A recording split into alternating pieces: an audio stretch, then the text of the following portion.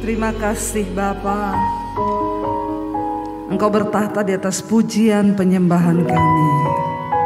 Ketika Tuhan bertahta, Tuhan hadir. Ketika Engkau hadir, Engkau tahu apa yang kami alami. Engkau tahu apa yang sedang kami rasakan Tuhan. Engkau bukan Tuhan yang tidak melihat. Engkau bukan Tuhan yang tidak merasa. Engkau Tuhan yang maha tahu atas hidup kami. Karena itu hari ini saudara, jangan berpikir bahwa Tuhan tidak tahu. Dia Tuhan yang maha tahu, yang maha melihat. Kami mengagungkan Engkau pagi ini Bapa. Kami mengagungkan Engkau Tuhan. Kami tidak hanya ingin sekedar datang beribadah. Kami ingin menjumpai pribadi-Mu Tuhan. Biar Engkau tetap ada di dalam gereja-Mu. Engkau hadir di bait-Mu Tuhan. Terima kasih ya Tuhan. Kami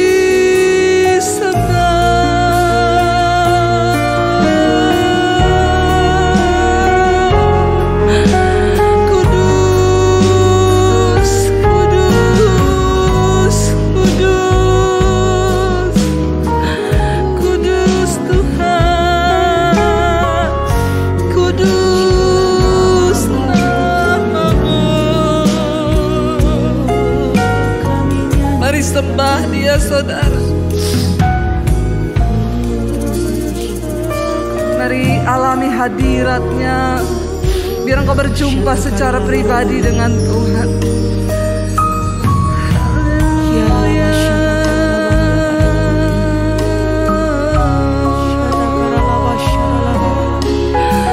Ini hidup kami Tuhan. Datang secara pribadi kepada Tuhan. Ketika engkau datang secara pribadi, engkau mengalami Dia akan berbicara secara pribadi. Dia jamah hidupmu, maka sesuatu akan terjadi. Kami menghormati kekudusan-Mu di tengah kami ya Bapa. Ini penyembahan kami Tuhan. Ini hidup kami Tuhan. Persembahkan hidup-Mu. Mari bawa hidup-Mu saudara kepada Tuhan hari ini.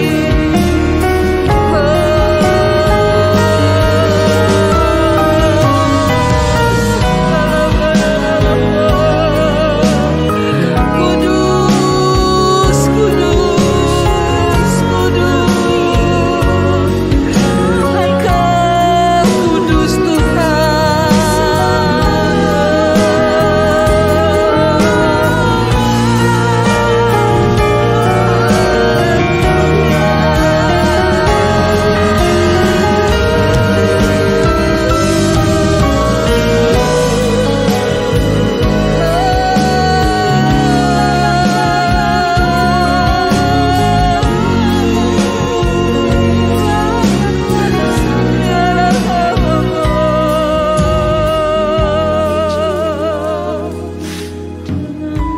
Terima kasih Tuhan.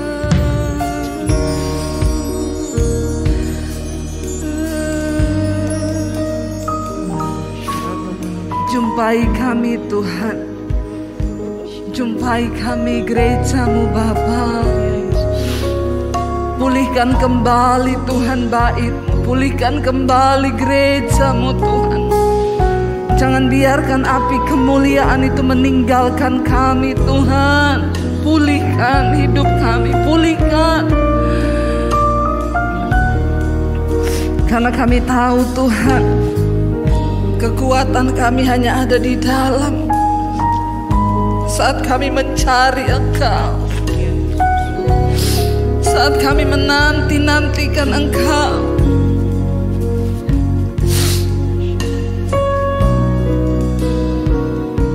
terima kasih Tuhan. Berbicara bagi kami pagi ini lewat kebenaran firman-Mu. Urapi setiap kami Tuhan, urapi hamba-Mu yang tidak ada apa-apanya. Dalam nama Tuhan Yesus, kami buka hati bagi firman-Mu. Haleluya. Amin, amin, amin. Silakan duduk Bapak Ibu yang terkasih. Shalom, selamat pagi. Biar kita mau terus mengalami Tuhan di dalam hidup ini saudara. Kenapa? Karena tanpa Tuhan kita akan lelah. Tanpa Tuhan kita akan menjadi capek saudara. Tanpa Tuhan kita jalani hidup ini, kita tidak akan pernah kuat. Bangsa Israel mengalami saudara ketika mereka mengikut Tuhan, lalu mereka jatuh. Mereka mengalami lagi janji Tuhan, lalu mereka mengkhianati Tuhan lagi. Mereka melakukan dosa. Sampai akhirnya Tuhan izinkan mereka ada di dalam pembuangan di Babel saudara. Ketika mereka dalam pembuangan, mereka merasakan hidup yang tidak enak. Dulu mereka bisa menikmati kebebasan, dulu mereka bisa menikmati semua yang nyaman. Tetapi ketika mereka dalam pembuangan, mereka hidup di bangsa yang lain dan mereka harus melakukan sesuatu yang bukan kehendak mereka. Coba kita berpikir saudara, tidak enak. Dosa membuat manusia harus membayar lebih mahal. Dosa menyebabkan hidup kita terpisah dari Tuhan. Dosalah yang mengakibatkan kehancuran di dalam segala sesuatu. Kenapa pelayanan hancur? Kenapa gereja hancur? Kenapa rumah tangga hancur? Kenapa masa depan kita hancur? Itu yang menjadi penyebab kita tidak pernah mengalami janji Tuhan dan kemuliaannya. Cuma satu, akibat dosa.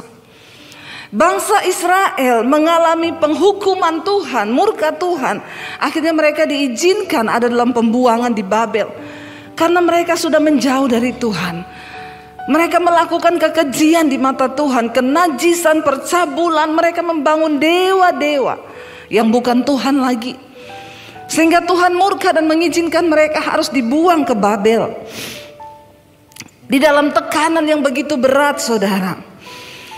Umat Allah yang disebut dengan keturunan Yakub ini, Israel, mereka berteriak kepada Tuhan. Bahkan mereka menganggap bahwa percuma mereka berharap lagi kepada Tuhan, sebab Tuhan sudah tidak lagi memperhatikan kehidupan mereka. Coba kita buka bersama Yesaya pasal 40 saudara. Yesaya pasalnya yang ke-40 kita akan lihat mulai dari ayat yang ke-26. Yesaya 40 ayat yang ke-27. Ayat yang ke-26 kita baca saudara ya. Arahkanlah matamu ke langit, Yesaya 40 ayat 26. Arahkanlah matamu ke langit dan lihatlah siapa yang menciptakan semua bintang itu dan menyuruh segenap tentara mereka keluar sambil memanggil nama mereka sekalian. Satu pun tidak ada yang tidak hadir oleh sebab Ia Maha Kuasa dan Maha Kuat. 27. Mengapakah engkau berkata demikian hai Yakub, dan berkata begini hai Israel, hidupku tersembunyi dari Tuhan dan hakku tidak diperhatikan Allahku. Di tengah masa pembuangan akibat dosa, ya Yakub Israel berteriak dan berkata, Tuhan itu tidak melihat hidupku lagi, sudah tersembunyi aku. Bahkan dia berkata di sana apa? Tuhan tidak memperhatikan lagi hakku. Itulah manusia saudara. Waktu dia hidup berbuat dosa seenaknya, semaunya dia lakukan. Tapi ketika dosa, akibat dosa membawa hidup kita di dalam keterpurukan, kesengsaraan, baru dia bilang apa? Tuhan itu tidak lagi memperhatikanku. Bahkan hakku tidak dibela lagi oleh Tuhan. Kita pintar kalau menuntut hak dari Tuhan. Itu manusia. Kita gampang kalau meminta Tuhan menolong kita.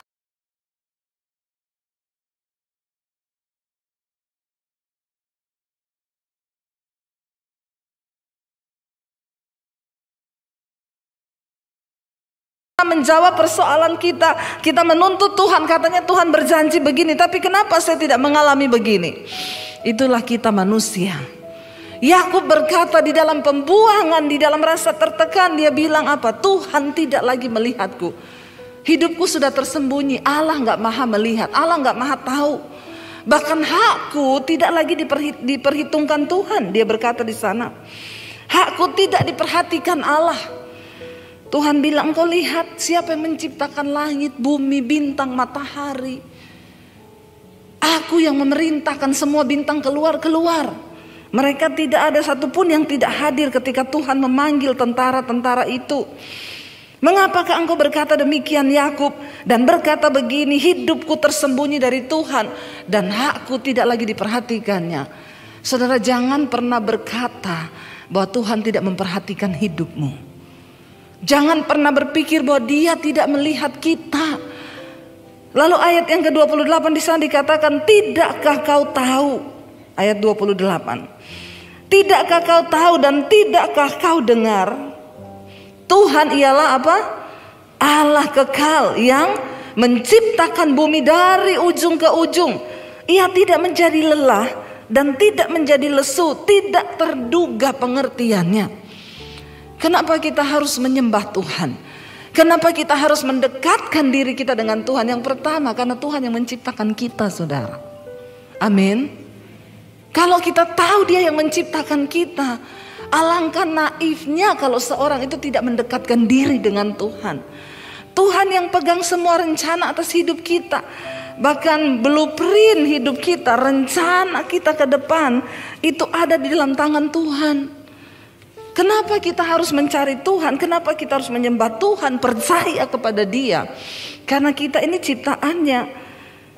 Ayat yang ke-29 dikatakan, Dia memberi kekuatan kepada yang lelah dan menambah semangat kepada yang tidak berdaya. Orang-orang muda menjadi lelah dan lesu, dan teruna-teruna jatuh tersandung. 31 baca sama-sama. Tetapi orang-orang yang menanti-nantikan Tuhan mendapat kekuatan baru. Mereka seumpama raja wali yang naik terbang dengan kekuatan sayapnya. Mereka berlari dan tidak menjadi lesu. Mereka berjalan dan tidak menjadi lelah. Kita belajar dari kisah ini, saudara. Kenapa ayat ini muncul? Karena teriakan bangsa Israel di dalam keterpurukan di masa pembuangan. Mereka berpikir Tuhan sudahlah tidak lagi memperhatikan mereka. Padahal itulah upah dosa. Mereka harus membayar. Ingat saudara, setiap dosa yang engkau lakukan itu ada konsekuensinya. Waktu kita datang minta ampun, diampuni. Tetapi upahnya itu yang berat, dan banyak orang Kristen tidak sanggup membayar upah dari dosa itu. Karena itu, hiduplah berhati-hati. Mikir kalau mau bikin dosa. Amin saudara. Karena semua ada konsekuensinya. Dia Tuhan yang tidak bisa berdusta dengan janjinya. Upah dosa itu maut. Masih bagus kalau kita gak binasa.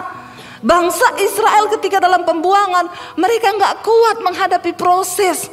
Padahal itu terjadi karena kesalahan mereka sendiri. Banyak manusia melakukan kesalahan dalam hidupnya, tetapi ketika mereka masuk dalam proses Tuhan, mereka gak kuat saudara. Akhirnya banyak yang memilih murtad. Ayo kita menyadari hal ini. Ketika dalam pembuangan mereka, bahkan apalagi yang paling membuat kita itu seringkali down, ketika kita merasa Tuhan itu sudah meninggalkan kita. Saya pernah mengalami waktu saya kecelakaan mobil, saudara, satu keluarga. Kita mau pelayanan waktu itu ke Anyer. Saudara yang mengikuti kisah saya, mungkin saudara lihat di Instagram saya pernah angkat fotonya. Saudara, kami mau pelayanan ke Anyer, berangkat satu keluarga. Tiba-tiba waktu mau bayar tol, mobil kita berhenti saudara. Ketika berhenti saya terbangun karena saya tidur, anak-anak juga tidur di belakang. Kami satu mobil berlima. Ketika berhenti, tiba-tiba saya merasa benturan yang sangat keras di mobil itu. Lalu mobil kami terlempar ke jalur sebelah. Ya, dan itu benar-benar saya merasakan saudara ya, yang namanya mati itu berada sangat dekat dari kita itu. Nggak sangka, nggak apa. Tiba-tiba mengalami saudara. Ya, di situ saya baru merasa bahwa kematian itu berjarak hanya beberapa detik dari hidup kita. Bahkan 5 menit ke depan kita nggak tahu hidup ini apa yang mau terjadi kan. Itu saya merasa mobil itu tiba-tiba benturan keras, di situ sudah kesadaran saya udah hilang, saudara. Kenapa kita harus terus hidup dalam kekudusan, menghormati Tuhan?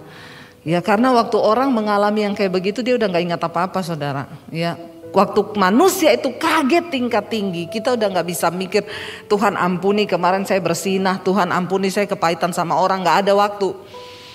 Lalu tiba-tiba saya cuma merasa mobil kami terpental, saudara. Begitu sadar sudah terbalik ya, sudah asap dari airbag yang keluar itu sudah memenuhi mobil, saya udah gak tahu lah. Ternyata waktu kami dalam posisi mau bayar tol, antri di depan saya ada 5 mobil. Jadi ada mobil melaju kencang dari belakang kami dan itu posisinya waktu itu menurun, saudara. Menurun dan berbelok gini. Itu di Cilegon mau ke Anyer. Mobil bus laju prima, lajunya benar-benar prima. Itu waktu itu dia ternyata remnya blong. Jadi mobil itu pas di belakang saya. Bus itu tinggi sekali, saudara. Bahkan mungkin mobil kita hanya seukuran bannya ya. Itu dia hantam mobil saya, saudara, ya, benar-benar mobil yang pertama dihajar tuh mobil kita. Tapi untung suami saya diberi, saya yakin itu Tuhan lah, diberi hikmat, dia banting setir ke kanan, jadi mobil kami keluar dari jalur itu dan terbalik ke sebelah sana. Tetapi itu saya tidak bayangkan kalau kita tidak terlempar ke kanan, itu penyok di antara mobil depan dan juga bus itu, kita benar-benar mati satu keluarga. Mobil kita terlempar tapi belakang mobil saya tuh hancur sampai hampir ke depan. Anak saya di belakang tidur melintang. Ya, waktu kejadian itu saya bingung, saudara. Jadi dari kursi belakang sampai bagian tengah itu remuk, sampai benar-benar remuk.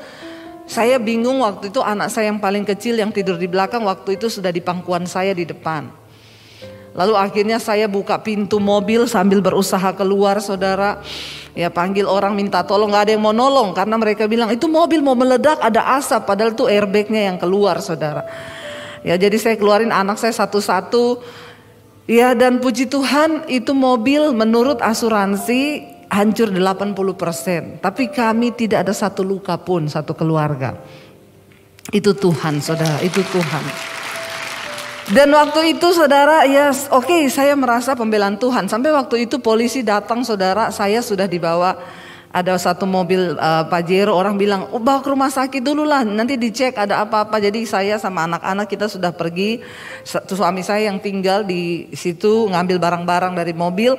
Ada polisi datang, dia bilang sama suami saya, aduh pak ya, untung bapak sendiri.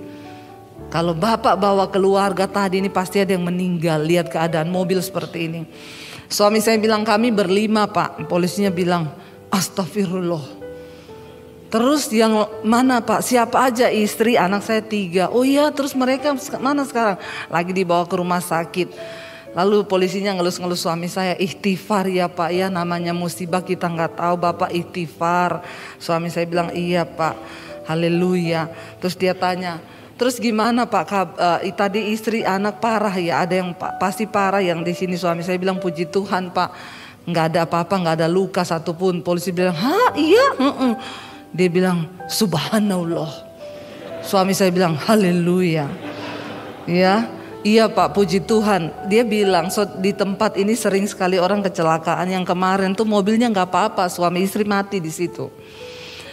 Jadi setannya mau mencobai. Kami satu keluarga pergi, kita berdoa dalam nama Yesus segala roh maut, roh kecelakaan. Tapi ya memang belum waktunya mati kan saudara. Ya kalau belum waktunya mati ya enggak mati. Pokoknya tapi siap-siap aja kan. Siapa tahu Tuhan panggil nanti 5 menit atau 10 menit ke depan, kita nggak ada yang tahu kan. Sekali lagi kalau saya ngomong mati begini jangan melirik sama yang rambut putih. Ya kalau saudara bilang kayaknya dia duluan nih. Belum tentu yang rambut putih yang mati duluan. Iya, bisa jadi yang sebelah kanan saudara besok sudah nggak ada. Coba lihat sebelah kananmu. Bisa jadi besok udah nggak ada. Lihat sebelah kirimu, bisa jadi dia sebentar malam. Ya, jadi yang namanya mati itu bisa. Akhirnya ketika kami mengalami kecelakaan, ini poinnya saudara. Mobil hancur 80%. Yang sangat menyakitkan itu ada orang-orang yang WA ke saya, Bu, introspeksi diri. Ibu itu hamba Tuhan. Rancangan Tuhan bukan rancangan kecelakaan. Tapi kenapa ibu kecelakaan? Bertanya pada Tuhan, introspeksi diri. Dalam hati saya, lu gak usah ngirimi gitu juga saya introspeksi, keles. Iya gak saudara? Lu kita ini ngalami apa itu langsung kan. Kalau orang yang ada Roh Kudus langsung, Tuhan saya salah apa ya? Dan yang lebih menyakitkan, waktu itu saya tanya, Tuhan saya dosa apa sampai Tuhan izinkan kami kecelakaan sebegini. Ini hampir mati loh. Ini benar-benar nyawa loh Tuhan. Yang bikin saya down saudara, kalau saya lagi selingkuh misalnya ya, kalau saya lagi selingkuh terus tabrakan, Tuhan ampuni, ini pasti karena saya selingkuh. Kan lebih enak gitu ya, kita tahu kan. Masalahnya saya tidak mendapati sesuatu yang bikin Tuhan tuh murka. Ngerti gak saudara? Kalau saya lagi selingkuh, Tuhan pasti ini karena saya selingkuh nih, makanya Tuhan izinkan gini, tobat, kapok lu. Kan harusnya begitu. Masalahnya suami saya juga bilang, kita introspeksi, suami saya bilang, tadi malam itu padahal aku nyembah Tuhan loh sampai jam 2 nangis-nangis. Coba saya juga bilang, iya kita nih kenapa Tuhan? Disitulah perasaan di iblis menuduh Tuhan tuh ninggalin kita. Dan itu perasaan yang paling mematikan ketika kita merasa Tuhan tuh meninggalkan kita. Ini yang dialami oleh Yakub bangsa Israel ketika mereka dalam pembuangan.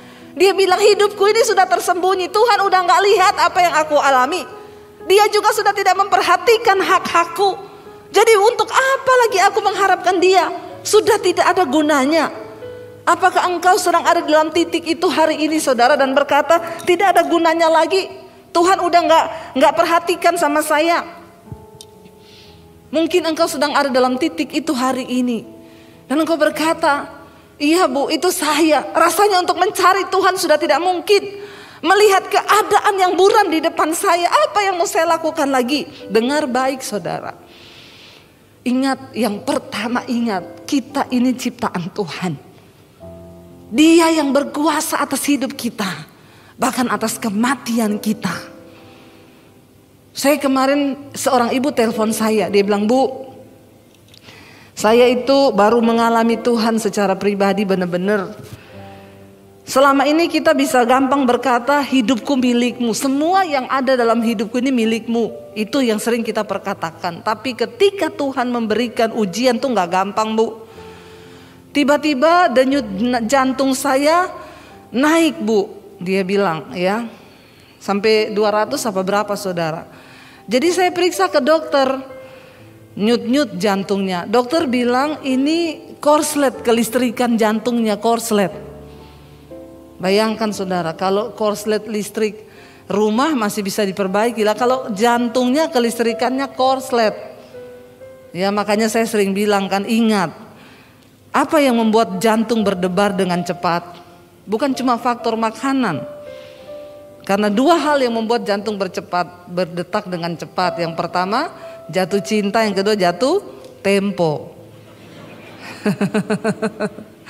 Ya, jatuh cinta sama jatuh tempo mirip itu saudara. Kalau udah mau tanggal jatuh tempo, jantung kita berpacu cepat. Makanya jangan banyak-banyak cicilan. Amin. Itu yang menyebabkan orang mati mendadak. Ya, kurang-kurangilah beban cicilan saudara. Hidup apa adanya saja. Lalu dia bilang, akhirnya periksa ke dokter, akhirnya dia harus masuk rumah sakit di opnam, dipantau sama dokter. Ya, yang nomor 1 dokter bilang pasti ibu terlalu khawatir, terlalu banyak beban pikiran. Jangan terlalu khawatir. Saudara banyak khawatir jantungnya korslet. Lebih daripada khawatir lebih baik nyanyi, amin. Gak usah terlalu banyak khawatir, ya. Nanti cepat ketemu Bapa di sorga, tapi luar biasa juga sih ya. Ada yang udah kepengen ketemu Bapa di sorga? Ya belum ya. Kenapa Bu? Belum selesai atau masih takut? Ya kita percayalah ya kalau sudah waktunya, puji Tuhan, haleluya. Tapi kalau belum ya puji Tuhan juga, kita masih ada waktu untuk berdampak di dalam dunia ini. Lalu dia bilang, waktu saya itu di rumah sakit Bu, nggak turun-turun dan jantungnya itu berpacunya cepat terus. Bahkan tekanan darah saya mulai drop. Saya udah bingung. Disitulah saya mulai berserah. Saya bilang, Tuhan, saya menyerahkan hidup saya, Tuhan. Kalau saya mati sekarang saya siap. Tapi bagaimana anak saya, bagaimana suami saya, siapa yang urus? Di situ dia bilang, saya tuh dengar Tuhan tuh ngomong gini. Bahkan anakmu, suamimu itu bukan urusanmu. Mereka itu milikku. Kamu bilang berserah, tapi kamu belum berserah. Kenapa kamu pikir anak dan suamimu itu urusanku? Ini loh seringkali yang membuat kita ini saudara jadi banyak sakit, banyak mau mati, terutama orang tua nih. Ya, kita tuh lebih sering mengkhawatirkan, mikirin anak. Sudah berumah tangga dipikirin terus. Semua akan berproses pribadi-pribadi. Biarkan, kita cuma cukup mendoakan anak kita nanti akan diproses Tuhan pribadi-pribadi. Gak usah kita yang jadi Tuhan buat mereka, amin. Ada orang tua yang suka jadi Tuhan, anaknya utang dia yang bayar. Tidak usah angkat tangan. Saya tahu banyak. Akhirnya dia yang stres. Anaknya ada masalah dia campuri. Ya, kapan anakmu menjadi dewasa dan mencari Tuhan secara pribadi? Kalau engkau terus menjadi Tuhan buat anakmu, biarkan Tuhan. Bagian kita tuh cuma berdoa. Lalu ibu itu bilang, saya baru menyadari Bu di situ Tuhan bicara. Anakmu dan suamimu itu bukan urusanmu, mereka milikku. Kalau kamu berserah, berserah aja. Jangan bilang aku serahkan nyawaku Tuhan, nyawaku milikmu. Tapi bagaimana suami dan anakku? Emang kamu lebih pintar mengurus kehidupan mereka? Di situ dia bilang, saya bertobat Bu. Saya baru tahu arti dari semua itu milik Tuhan ketika saya udah rasa mau mati itu. Terus Tuhan ngomong begitu. Akhirnya saya bilang, oke Tuhan, aku serahkan semuanya. Suami, anakku, kalau sudah waktunya aku mati sekarang, aku berserah. Tapi ternyata dia gak jadi mati. Karena Tuhan memang masih, dia bilang, saya cuma dapat Bu satu poin di situ tentang semua milik Tuhan. Jadi kita ini ternyata benar-benar gak punya hak. Ketika saya merasa Tuhan meninggalkan saya, saudara, saya udah gak mau berdoa. Kira-kira seperti yang dialami Yakub ini, untuk apa saya cari Tuhan? Tuhan bikin kita malu, kecelakaan begini, semua orang bilang introspeksi diri, hamba Tuhan kok kecelakaan. Padahal Alkitab bilang rancanganku bukan rancangan kecelakaan. Di situ saya terpuruk, saya terpukul saudara. Tapi saya akhirnya dipulihkan Tuhan. Karena memang hari-hari itu saya disuruh Tuhan baca kitab Ayub. Pertama rumah kami kemalingan. Ada maling masuk. Dicuri semua saudara. Barang-barang elektronik, HP, laptop dicuri.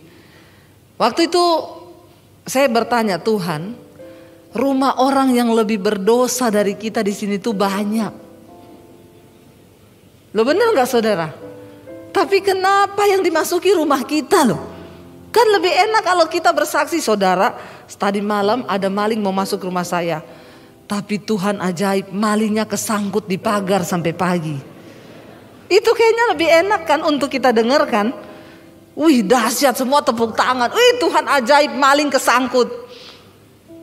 Kan gak enak kalau kesaksiannya maling masuk rumah, nyuri barang-barang kita.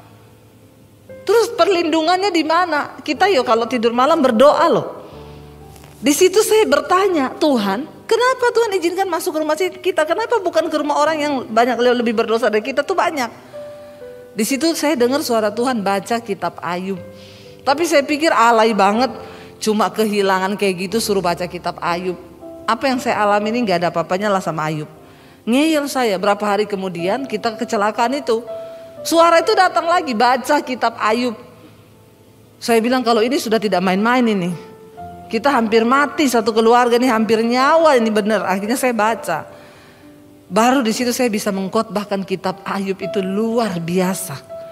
Dari khotbah saya itu orang-orang semua baru mengerti saudara tentang penderitaan yang paling mematikan. Karena di sana Ayub sempat berkata, percuma aku ikut engkau. Lebih mujur orang-orang yang tidak takut Tuhan.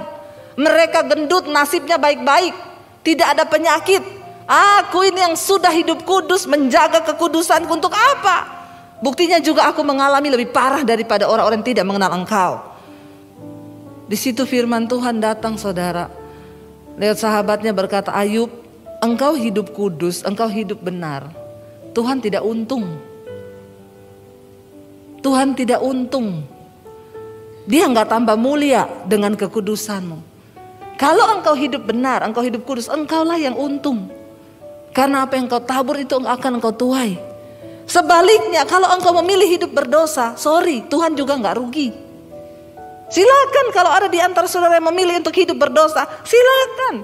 Tuhan tidak pernah dirugikan dan kemuliaannya tidak akan pernah berkurang ketika manusia memilih untuk hidup dalam dosa. Tapi engkaulah yang akan merasakan akibatnya. Karena apa yang kau tabur itu akan engkau tuai. Kebinasaan kekal. Di situ saya menangis dan meneteskan air mata. Saya juga bertanya, kenapa Tuhan? Kenapa Tuhan? Saya bilang, ampuni saya Tuhan. Saya tahu semuanya mendatangkan kebaikan. Akhirnya mobil saya digantikan saudara. Waktu itu Honda Freed diganti Innova yang terbaru. Yang tadi ngomong introspeksi diri itu, WA, Bu, ternyata ajaib ya Tuhan. Ibu kecelakaan karena Tuhan mau ganti mobil yang lebih bagus ya. Saya bilang, ibu mau ganti Mercy? Saya doakan masuk di bawah kontainer. Itu orang Kristen picik saudara. Ya, dia pikir kalau mau ganti Mercy terbaru saya doakan sekarang Bu. Mau masuk di bawah kontainer? Jangan Bu, nggak mau. Nggak apa-apa, saya naik Avanza aja. Mau pilih mana? Sorry saudara, Tuhan tuh bekerja dengan caranya. Dan di balik semua peristiwa tuh ada nilai. Bangsa Israel tuh gak ngerti kenapa mereka ada dalam pembuangan. Mana dia berteriak sudah di pembuangan karena dosa. Ngomong lagi, ternyata Tuhan tidak melihat hidupku, hak-hakku tidak ada. Tuhan memberi nasihat kepada mereka. Orang yang menanti-nantikan Tuhan akan mendapat kekuatan yang baru. Di sana dikatakan, dia memberi kekuatan kepada yang lelah, ayat 29. Dan menambah semangat kepada yang tidak berdaya. Kenapa kita harus mencari Tuhan di tengah masa kesulitan kita? Karena dia sumber kekuatan. Cuma dia yang bisa memberikan saudara semangat kepada orang yang sudah tidak berdaya. Engkau tidak akan mendapatkan itu di diskotik, percuma. Ya, jangan pergi ke tempat yang seperti itu untuk mencari kekuatan. Engkau pulang semakin stres, bisa berakhir dengan bunuh diri. Ada bapak-bapak di Jakarta, dia bilang sama istrinya, dia tanya, dari mana? Saya ini penat di dalam rumah. Dari mana kamu? Ya dari sana mencari kekuatan. Dicek istrinya saudara, ternyata suaminya ke Holy Wings. Dia tanya, apa itu Holy Wings? Gereja baru. Holy Wings, sayap kudus saudara, jangan salah masuk. Saudara pikir wah gereja baru ini. Jangan saudara kita lari dari Tuhan. Ketika engkau datang di kaki Tuhan, ayat ini berkata, dia yang memberikan kekuatan kepada yang lelah dan menambah semangat kepada yang tidak berdaya. 30, orang-orang muda menjadi lelah dan lesu. Hari-hari ini menghadapi persoalan zaman. Ya, kita melihat akan datang masa yang sukar di depan. Bahkan orang muda akan menjadi lelah dan lesu. Dengar baik-baik yang muda-muda di sini. Engkau tidak punya cukup kekuatan untuk bertahan dengan kepintaranmu, dengan tenagamu. Habis menghadapi masa yang semakin sulit ke depan. Ayat ini berkata, orang muda menjadi lelah dan lesu dan teruna-teruna jatuh tersandung. Tetapi orang yang menanti-nantikan Tuhan, mereka akan mendapat kekuatan baru. Siapa yang membutuhkan kekuatan baru hari-hari ini? Kita semua membutuhkan kekuatan yang baru. Mereka seumpama raja wali yang naik terbang dengan kekuatan sayapnya. Mereka berlari dan tidak menjadi lesu. Mereka berjalan dan tidak menjadi lelah. Rasul Paulus berkata, siapapun saudara yang mengaku percaya kepada Kristus, engkau mau atau tidak, kita semua ada di dalam gelanggang pertandingan. Karena itu Rasul Paulus bilang, berlarilah begitu rupa supaya engkau memperoleh mahkota itu, yaitu kehidupan yang kekal. Tapi apakah kita bisa berlari saudara? Dengan semua persoalan hidup yang sedang kita hadapi, dengan tantangan yang begitu berat, banyak orang mulai menjadi lelah. Banyak orang mulai menjadi capek, lalu dia menyerah di tengah jalan. Tetapi orang yang terus menantikan Tuhan, ayat ini menjamin dia akan berlari tapi tidak menjadi lelah. Dia akan berlari tetapi tidak menjadi lesu, berjalan tidak menjadi lelah. Mari kita cari Tuhan hari-hari ini. Mari kita terus menanti-nantikan Tuhan. Mari kita terus ada di kakinya hari-hari ini dan berkata, Tuhan, kami mau menantikan Engkau. Kami mau mencari wajah-Mu. Saudara, tidak ada perkara yang mustahil bagi Tuhan.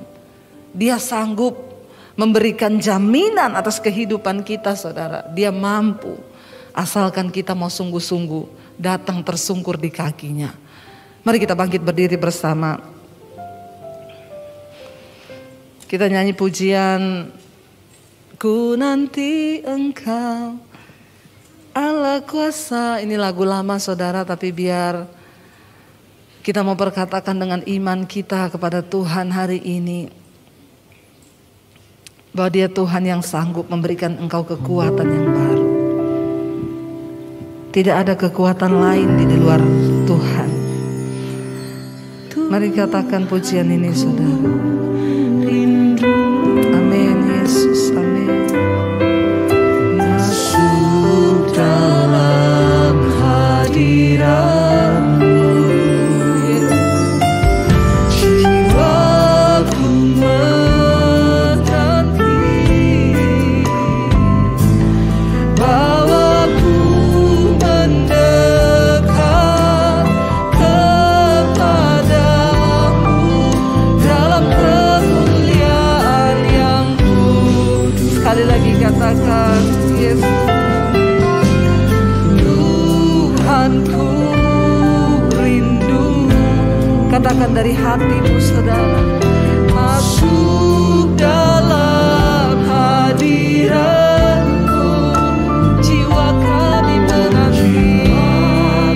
Oh, Bawa kami mendekat Tuhan. bawaku mendekat kepadamu dalam kemuliaan yang kudus. Mari angkat tanganmu katakan, Nanti Engkau Allah kuasa dalam kemuliaan yang kudus. Kami sembah Allah kuasa dalam kemuliaan yang kudus. Nantikan Engkau Allah kuasa dalam kemuliaan yang kudus. Kami sembah